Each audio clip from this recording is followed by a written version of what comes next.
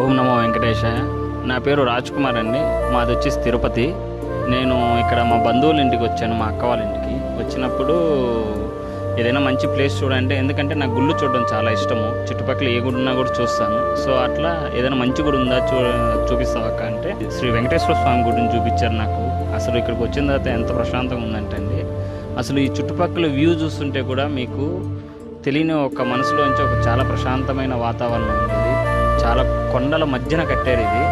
చుట్టుపక్కలంతా పచ్చని పొలాలు, చెట్లు, అసలు అంత బాగుంటుందండి.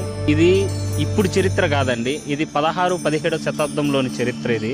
ఎందుకంటే నేను ఇక్కడికి వచ్చి వీళ్ళని అడిగి తెలుసుకున్నాను ఎప్పుడు ఇది.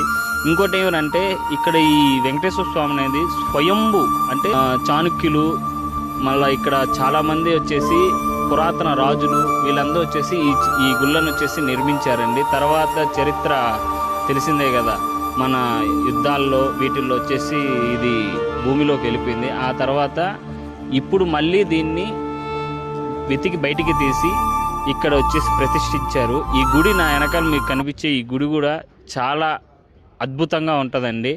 ఇంకోటి ఏమంటే వీడికి మీరు వచ్చినప్పుడు కూడా చాలామంది చూడండి, ఎందుకంటే నేనే వీడికి వచ్చి ఇంత ప్రశాంతంగా ఉన్నానంటే మీరు వస్తే ఇంకెంత ప్రశాంతంగా ఉంటారో చూడండి ఒకసారి.